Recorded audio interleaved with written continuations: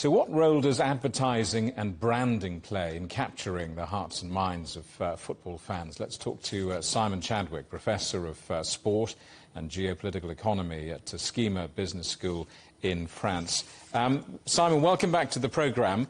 The French ad by the sponsors of the women's team has gone viral.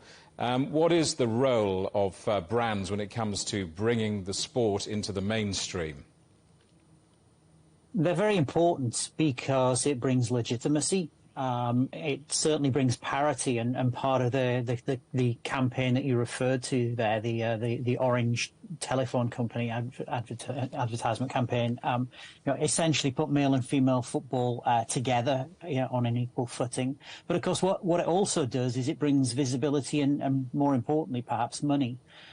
Certainly the influx of broadcasting and sponsorship monies we've seen into women's football over the last 5 years in particular has really enabled the game to be marketed more effectively, but obviously investments to take place into things like grassroots football, for instance. So the role of commercial organisations and brands is absolutely pivotal in some of the changes that we're seeing right now in women's football. I think by any measure this is the biggest Women's World Cup ever. I mean, what do you think is the reason behind this fast global growth in the game? I guess more than anything, we're living in the 21st century, and people now realise across the world in many, many different countries that men and women are equal, and they deserve to be equal, they're entitled to be equal.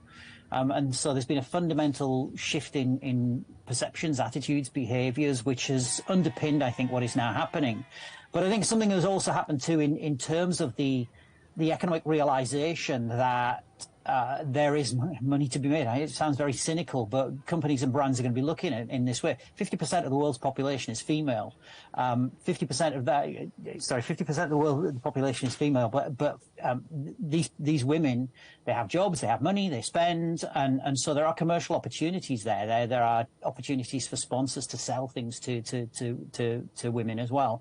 And I think brands take the view that they would rather be part of the change and make a positive contribution to it rather than somehow being seen to be cynically taking advantage of it. So I think there are a number of different things. I think the other thing as well that's really, really important is, and this is something about the women's game itself, is women's football is not men's football. I think for a long time, women's football was being marketed on the same basis as you would market men's football.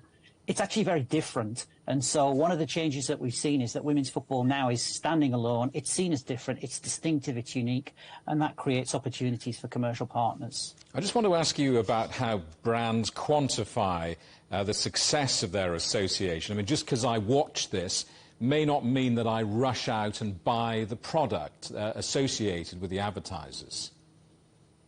In marketing terms, the first thing is you begin to shape perceptions of how people see the women's game, and then you begin to shape their attitudes, and so they have a positive predisposition towards women's football and the products associated with it.